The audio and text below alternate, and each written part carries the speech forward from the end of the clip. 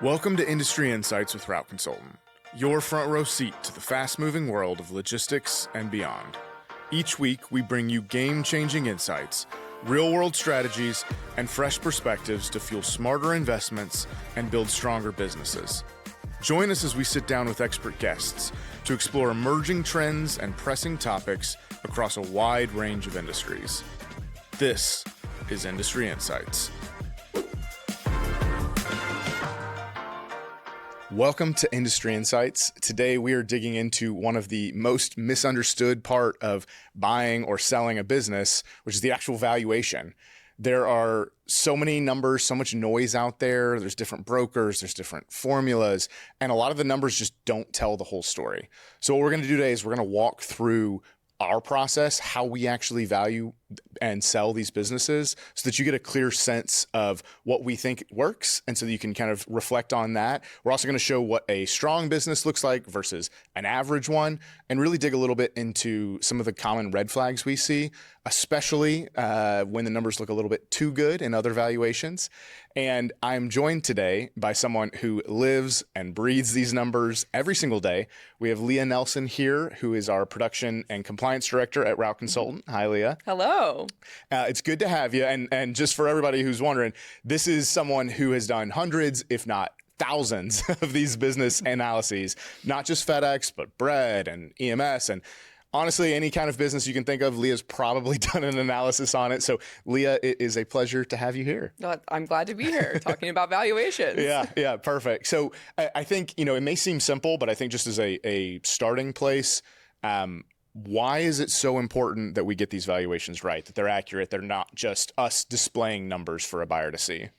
Right. So valuations are so important. As a buyer, you want to make sure that you are paying an appropriate price for the business. You don't want to buy a business and then find out later on it's not worth what you thought it was. Yeah. And on the other side of things, if you're a seller, you want to make sure that you're getting a fair price for your business. It would, again, be very disappointing if you sell your business and you find out it was worth way more based on all of the factors that go into it. So making sure the seller's getting what they deserve and the buyer's paying an appropriate price is very important. Yeah, and we'll dig into all of that. But we see it on both sides, where we see sellers that think a business is worth way more than it is. But we also, it's shocking to me all the time where I see people who've built businesses over 10, 20 years, and they think it's worth pennies compared to what it's really worth, what it's valued at the open market. And that's a lot of what we're trying to do, is show a real fair market value of what these businesses transact at so that everybody knows what they've got going into it and pays the right price. And I think probably just the easiest way to go about this and to kind of visualize it for people is to talk about our process and how we look at businesses. So kind of start at the beginning. What are the things that you typically are asking for from a seller when you're starting this process? What does that look like? Yes. So we've got a whole list of items that we're going to request from a seller, whether it's a FedEx business or a Bread business or really any of the industries. So we're definitely going to want to see revenue statements, what revenues you're bringing in. Historical financials are typically very important. So we know what expenses that you've got going on, any assets that you have, which in most of these delivery businesses is going to be the fleet. And some of the other silos, we have some other assets as well, but certainly that. Your staffing list, do you have managers on staff? So we're going to collect a laundry list of items that we're going to analyze, but those are going to be kind of the main ones that we look at. Yeah. So it's, in simple terms, it's all the revenue, all the expenses, but also some of the operational data so that we can really start to get a sense of what the business looks like. And I think it's not the same for all brokers. I know this. So when we're talking about these inputs, do we just take that information and just put it out there? What's our process? Absolutely not. We comb through everything with a fine-tooth comb. We are really trying to understand the business as a whole from a financial perspective and an operational perspective. We want to know all of that information and how it works on the front end so that we can market the business appropriately. We want to know really everything about the business, the goods, the bads, the uglies. We want to know it all so we can appropriately, tell buyers about it. And so no monsters come out of the closet later on. That's really important to us. So we're going to be collecting a lot of documents, but we're also going to be asking a ton of questions. It's not just, I'll take your tax returns, we're done. It's, I'm going to take your tax returns, I'm going to go through them. And if something doesn't make sense to me here, I'm going to try to understand that before we even take it to market. Yeah. And we're talking through our process, but these are the things that I want to make sure that listeners are thinking about in their due diligence, because if they can't get these questions answered, if they can't figure out how the numbers are there by asking the right questions, then that should be a red flag. And I'm sure we'll get into that, but that is important. So explain a little bit here. Do we just take the numbers? Do we add any kind of growth projection? Is there any kind of normalization that we do? What does that look like? So we take the business as it stands right now. We want to market it as the business is operating currently. So with FedEx specifically, we take the last 4 to 6 weeks of data and we annualize it over 12 months. It's going to give you the most accurate snapshot of what the business is doing right now. Again, for FedEx in particular, past performance, it matters to a certain extent for sure, but it's not always the most relevant information. What happened 3 years ago is certainly what's, not happening today. The business could easily have changed a lot. So we're going to look at a recent snapshot, and that's what we're going to advertise. Now, for some of the other silos, we do things a little bit differently, but we are going to be advertising the business as it is. We don't add any type of growth. We don't, if someone's like, oh, I've got 15 drivers on staff right now, but it could be run with 10, we don't typically account for that. We'll tell the buyer about it. We'll say, hey, there's, it's overstaffed, but that's not how we're going to price the business. We're going to price it based on what it's doing right now. Yeah. Yeah. And give me a little bit more on why is, because when you think about a business, what a lot of people think about is, okay, well, in 2023, they did X amount, 2024, they did Y amount. So I will just use that as my projection moving forwards and I'll buy based on that. Why is it that in these like heavy operational businesses that's sometimes not accurate? Yeah, things can just change really quickly, particularly in delivery industries and just the economy, the market, everything, just things change so quickly. With FedEx in particular, even in 2024, maybe the business was 10 routes, but now it's 13 because it's just naturally grown that much.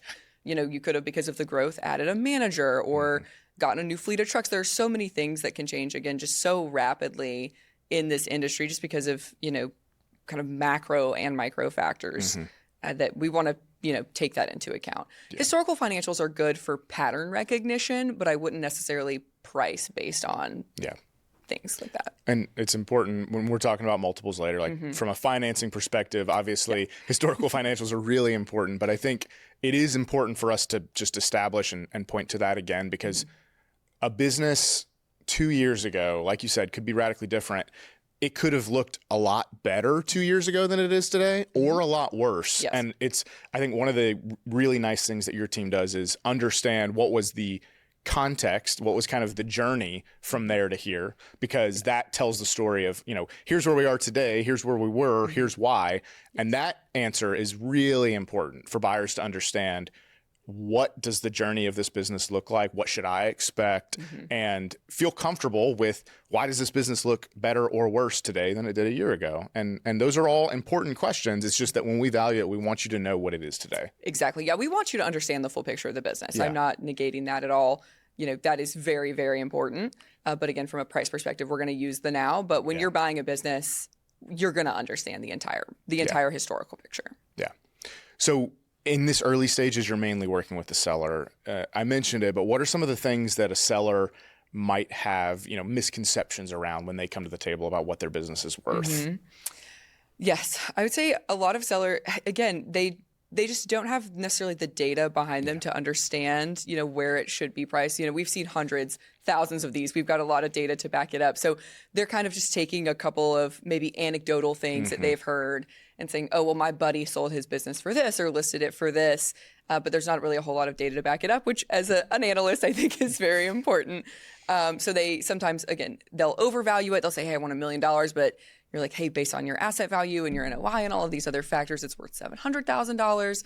If you could list it at $1 million, but that's not market value right now. A lot of people don't understand like what the current market value is because there's just so many factors that go into it that not everyone thinks about. And same with undervaluing too. They, again, kind of anecdotally, oh, my friend sold his business for $200,000, but we're like, well, you could actually get 600 or what have you. It's valuing is a science and an art, I would say. So yeah, and we'll talk about the art a little bit later too. But yeah, I would agree with that 100%. Where a lot of contractors only know the contractors that they know. There might be 3 or 4 examples that they have of what a business sells for, and they might have seen a couple of things online. Yeah. But we've just seen so many of these that we know what buyers will pay for it. We know what banks will finance, and so we can tell them what it's actually worth. And it can be radically different than what they expect, both negative and positive. So it's really important to right set that so that everyone has a clear picture of what it's worth going into it. So we've talked, I know we'll talk a little bit more about this when we get to valuations, but how do things like operational health factor into how we value a business? Yes. So operational health generally will manifest itself in the financials in some way. If your business is very operationally healthy, you're going to have a strong NOI. If it's not efficient and it's running poorly, you're going to have a low NOI. So I would say that is mostly how it impacts your valuation. Is it does impact it financially and therefore impacts the price of it. And again, through those conversations, we're also going to learn, what is operationally wrong with it. If you're looking at the financials, you can say if it's strong or poor. You may not necessarily know why. So those conversations are going to reveal the reason why. But that is typically how the operations manifest itself, is financially as well. And you used a term there, NOI. So I believe that's the number you're shooting for to kind of get to as a final number to base evaluation off of. So what is NOI? What is that we're shooting after? Yes. So the NOI, the net operating income of the business, net income, you'll hear it, EBITDA, margin, a lot of terms for that. What does EBITDA stand for? Earnings before interest, taxes, depreciation, and amortization. Almost got me on that one. But that is basically, it's the amount of money that you take home as an owner. So it's not including things like interest, depreciation, truck payments. Those are not going to be included in that NOI number. That is, again, truly kind of your leftover money as your owner before your taxes and payments on things. Yeah, and I think the way that is simplest to kind of talk about that is EBITDA, all of that is the money that you're left with before you start making business decisions. So the debt that you take out, the tax structure that you pay, what you pay yourself, what you set aside for growth and capital, those are all things that you choose based on your overall business strategy. So we're trying to get to a number that can be the same for everybody, and then your choices after that are up to you. And we just want you to have that clean picture. So I think you're right there that operational health is going to it should impact the financials, but I think there's also some other things we'll talk about when it comes to multiples, where there's things that'll affect how that actually turns out. So we'll come back to multiples in a second, but can you just walk through, so we're getting to that EBITDA number, what is just an example of like a FedEx business, how we'd value it? Yeah, so let's say we've got a FedEx business. It's, making $1 million in revenue. It's got an NOI of net income of 20%, which is going to be a fair margin. That's going to be a pretty good margin for a business. And we're going to look at that margin and kind of apply a multiple to it, which a multiple is basically the earnings times a certain number gets you the multiple. So let's say we're going to assign a 4 multiple to this business. So we take that $200,000 in earnings times 4, and then we get an $800,000 value. Again, the NOI is certainly not the only factor that we consider in that business. There are lots of other things. NOI is going to be our primary thing that we're looking at when we're assigning a value to that business. But we're also going to be looking at things like the assets. The fleet's going to be very important. If it's got a new fleet or an old fleet, do all the trucks need to be replaced? Are they all brand new? Yeah. That's going to be a big factor. Is there management in place? If there's, if the owner's there every day, it might decrease that value a little bit. We might decrease that multiple. Is it in a really highly sought after area? Is it in, one of the really hot cities in the United States? It could bring that multiple up. It could bring that value up. Same with financeability, which I'm sure that we'll get into a little bit. But is the business financeable? That's also could increase the value of that business. So there's a lot of factors. Yeah, and that's really where we start to get into more of the art of this. So the science is really there are formulas, there are specific inputs that we take, and we get out an NOI and EBITDA that we can use as the baseline. But then that multiple, like you said, it's what are typical ranges that we see as just standard multiples across a couple of industries? Yes. So for FedEx, anywhere from that 3 to 5 times range is going to be pretty standard. I think we're sitting at the average is right around 4 right now. So truly 3 to 5. A lot of transportation industries are actually kind of in a similar range. It can go up or down a little bit depending on the industry, but it's fairly similar. Bread is a little bit different. It's measured more in what we call a ratio than a multiple. It acts very similarly, but the ratio is going to be the price divided by the gross weekly income of the business.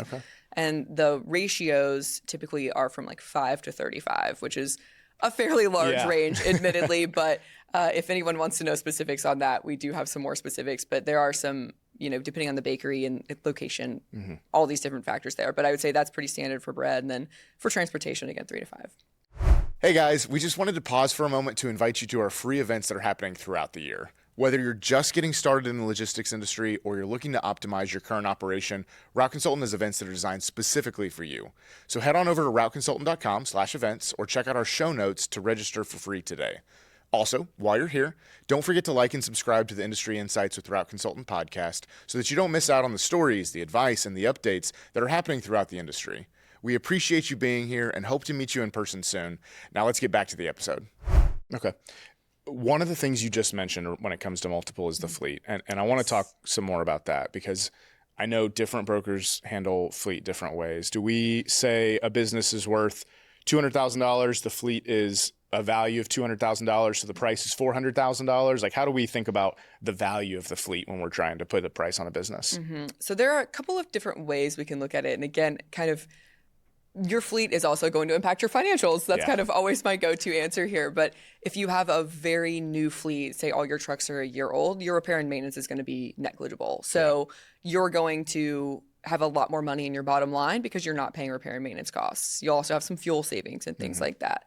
And then, if you have a really old fleet and you're spending, hundreds of thousands of dollars on repair and maintenance every year, you're going to have a lower net income. And so you're going to see it manifest itself in that way. And then sometimes we've got businesses that just have extraordinarily valuable fleets, more so than the norm. And then there are some other ways that we can take that into consideration. If there are fleets that are, again, way, way lower than we would expect or way, way higher than we would expect, there are some other valuation methods that we can do with the contract and the fleet separately. Yeah, and I think that's what's important is that there are different ways of actually putting a value on a fleet, and there's a lot of ways you can argue about the price of those vehicles. But what we're trying to look at is, again, the EBITDA of the business running as it is, and that's with the vehicles that are there. And so when we're looking at those, we see the repair and maintenance, we see the fuel, we see all of that for those vehicles. And so we're not saying, the fleet is worth $100,000, so we add that much value to the business. We're saying this is the EBITDA with that fleet.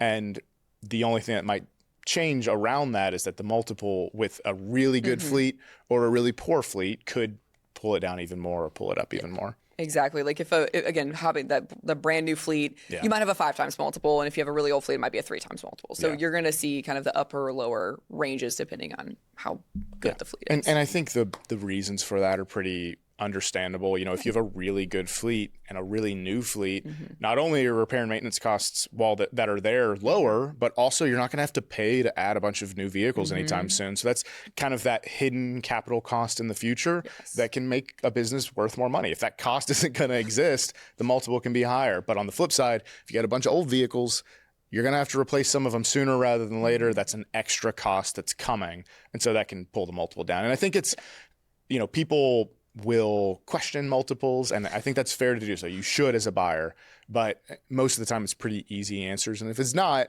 that's a red flag. So yeah, absolutely. Yeah.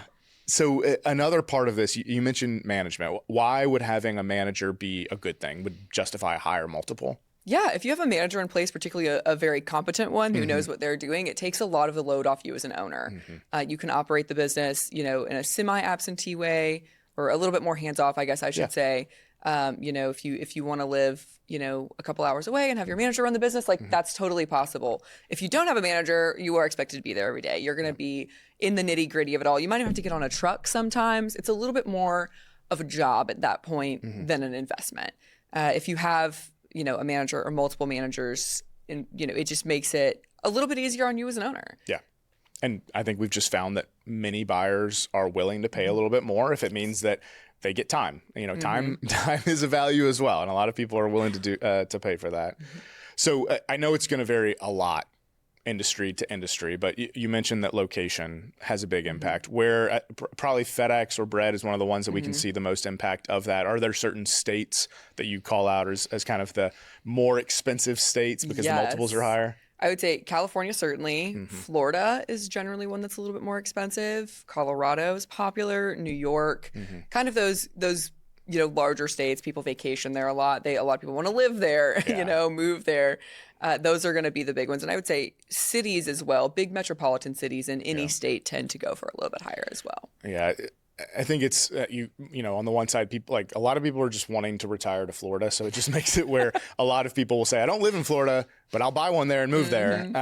Or it's just, if you're from New York City and you don't want to ever leave and you would prefer to have a business in the city, there's just not as many of them that are available, but people often pay a premium for it. So it's going to vary industry to industry, but like that does have a big impact on what a business is worth.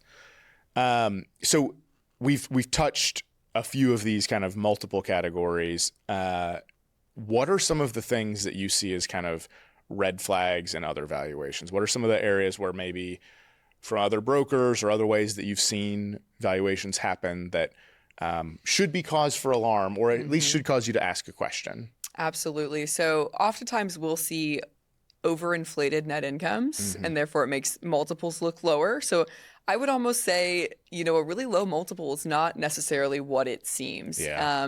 If you find a business and it's like a 2.5, 3 multiple, you might be like, oh, that's really cheap. But come to find out, you're digging into the financials. It's actually just that the net income has been overinflated the entire time. So it's a falsified low multiple. So definitely recommend, combing through financials, making sure you're really understanding what's going on. Sometimes, again, they will kind of sell on potential and not what's really happening. Kind of, I mentioned earlier, sometimes they'll be like, oh, there's 15 drivers right now, but it could be run with 10. And that broker will make that adjustment even though it's not really what's happening. Yep. I would say, things like that. Underestimating repair and maintenance is going to be a big one. Those are kind of the big categories. Repair and maintenance, it's hard. It's admittedly a little bit difficult to verify repair and maintenance costs, particularly with FedEx. Almost all the other expenses are fairly easy to verify. If you're requesting payroll records, you can see the actual payroll costs. Revenue is always very easy to verify. Fuel, you can use some formulas with that. So, they'll make little tweaks and adjustments to the financials that just don't necessarily make sense and just make the business look way better than it is actually running. And then it seems like it's priced lower. Yeah, I think repair and maintenance is a really good example there. It's something that when you're looking at P&Ls, it's one of the ones that is the most misleading. You may see a repair line item, and then you may see a couple of other line items that you don't really know what they are. When you ask more questions, it's really also just repairs. So how do we account for that when we're looking at repairs? I think it's a good example of a category that we kind of think about a little bit differently. And since we can't verify exactly what your repairs will be over the next year. Yes. So we do typically look at historical financials for that. We're going to see what was your repair percentage over the last, year or two. If your repair percentage last year was, 11%, and your fleet hasn't changed, it's going to be at least 11% this year. Yeah. It's probably not going to get lower. Yeah. And then we also have just, again, we've seen so many businesses that we've got a very good grasp looking at a fleet, looking at the age, the mileage of the fleet, the mileage of the routes themselves, and taking all of those things into account and saying, hey, based on the historical financials, all of the mileage that you're doing and the age of your fleet, this is what we would want, expect the repair and maintenance to be. And I would say we, as a general rule, are on the conservative side of that number.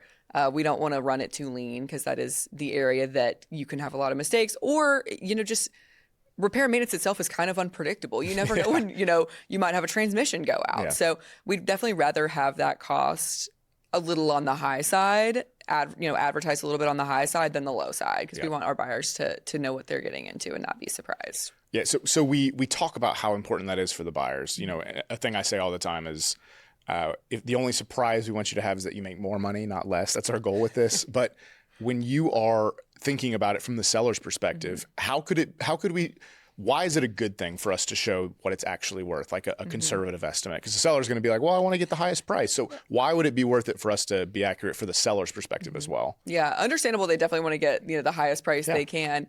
I think it's going to help. So in the overall sales process, it's going to be a whole lot smoother. You're not going to get sued later on. It's a big one. Yeah. I would say you're protecting yourself if you're a little bit more conservative on that. We're not going to be so conservative that it's going to wreck the purchase price. And you're going to get radically lower than otherwise. But again, protection, it builds some trust with the buyer as well.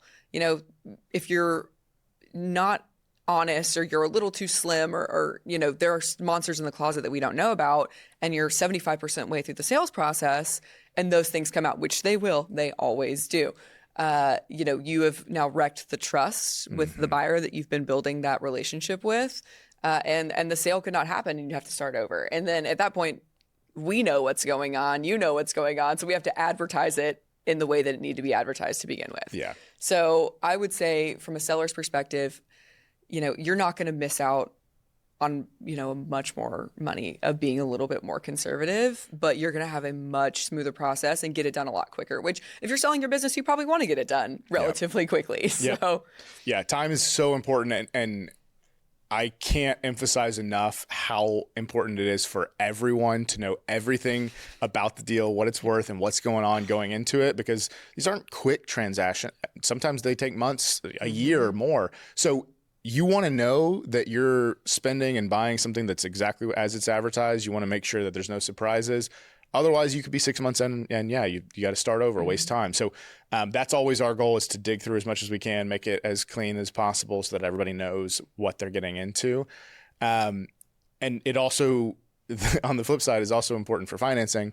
If you are not advertising or not telling us all the information, a bank's not going to, they're going to find out and they're not going to loan on it. So we haven't really touched on financing. One thing I always see online is that a business isn't financeable at all, that you can't finance a FedEx deal or you can't finance a bread route. So just from a short answer, one, are they financeable? And if they are, how does that affect the multiples and how you think about the business? Yes, they are financeable. In many cases. I'm not going to say that everyone is financeable, but as a whole, FedEx businesses and bread businesses are financeable. Yeah. So that's great. As far as, how it affects the multiple, having your business able to get financed is going to open up your buyer pool so much. And we've got data also that says, I don't have the stats off the top of my head, but I do know that businesses that are financed tend to sell for more than cash deals. Because the buyers typically have more funds at their disposal because they've got a bank backing them up. They only need 10% of their own cash, and then or 20% or whatever you agree on with your bank, and then the rest of it the bank provides. So deals that go through either SBA or conventional financing do sell at higher prices than cash deals. Cash deals are quicker, but if you want top dollar, being able to get finance is really the way to go. Yeah, and I think all of that's important, and it's important for sellers to understand too. If you do the right things to make sure that your business is financeable, it opens up the buyer pool a lot. It really does have a really high chance of increasing what you can sell the business for. So one of the things before we start to close out here, when you're, there's different brokers that do things different ways. And we've talked about, there's some things that are good, some that are bad. But if you're out there as a buyer trying to compare different brokers with different methods and different multiple ranges they're using, what's a good way? Is there any good way of comparing apples to apples to actually get to what are these businesses priced at, and is it a fair price? Absolutely. So there is, in addition to multiples, there's another way that we look at price, and that's by the percentage of revenue. Okay. I would say that's going to be your most apples to apples comparison across brokers. Again, net income is a little bit of an art and a little bit of a science, but a little bit of an art in there. So it could be different across brokers, but revenue, particularly with FedEx and with most industries, is very easy to verify. So it's going to be the same really across everybody. So with percentage of revenue, you are looking at the price as a percentage of the annual revenue. And that's going to offer you a really solid baseline across brokers with less of an interpretation element, I would say. If two brokers have a similar business listed and one's listed at 70% of revenue and one's 110% of revenue, you're going to know that the 110 is actually more expensive. Again, you want to dig into the NOI and look at multiple and things like that. I'm not negating that, but that is going to be a double check on top of the multiple that can help you make sure you're paying a fair price. Yeah, and I really think for buyers that are out there, one of the most important things you can learn is what are average ranges for multiples, what are average ranges for EBITDA, what are average ranges for percentage of revenue, so that I can know if something's outside that range. It doesn't mean it's wrong, but it does mean it's a question you should ask and it needs to be verified. And that applies for any business. If you see something that's priced at 130% of revenue, we've had those. Those exist. Like, there are businesses that look like that, but you got to be able to say, why is this at 130% of revenue? And if you can't answer that question, that's a red flag. That should be something where, I can't move forward. And I think that's one of the biggest things to train yourself on early as a buyer, as an investor.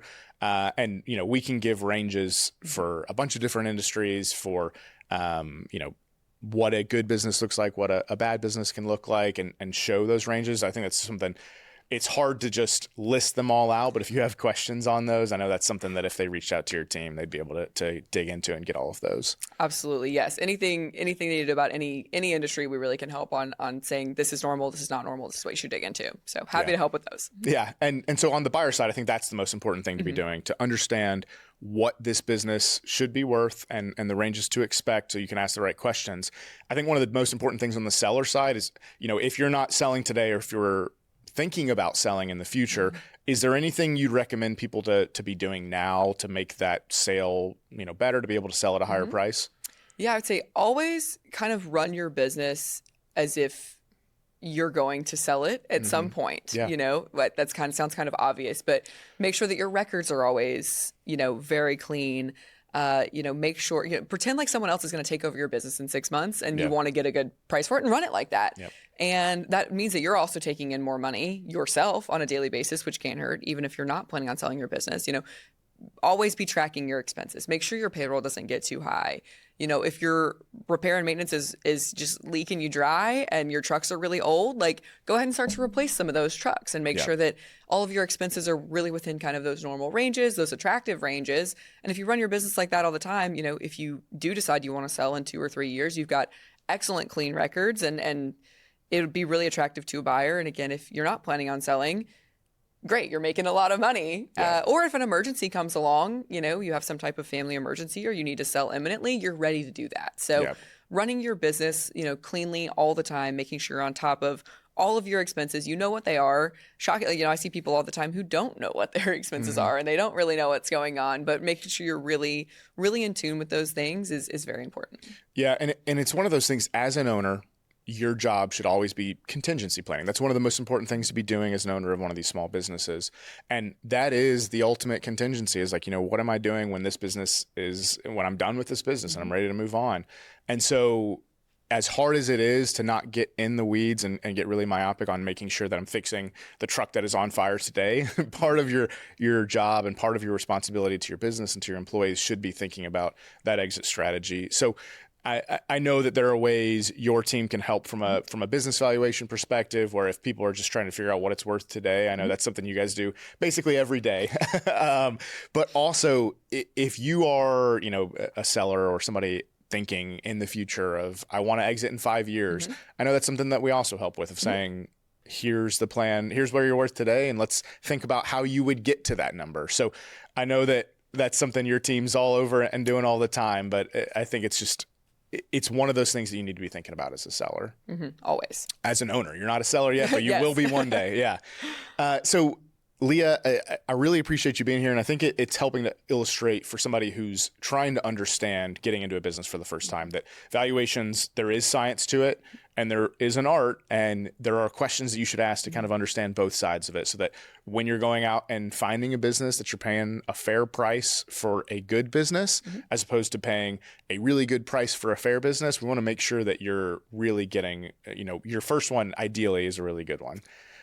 So one of the questions, your last question here that I ask of everyone is, what is your favorite book that you've read recently or favorite movie you've watched recently? Oh gosh, great question. I would say, actually, I think this is probably the same answer for both. Okay. I just read The Long Walk by Stephen King. Yeah. And I read the book and then I saw the movie. Both excellent, both very different. Which did you like better, though?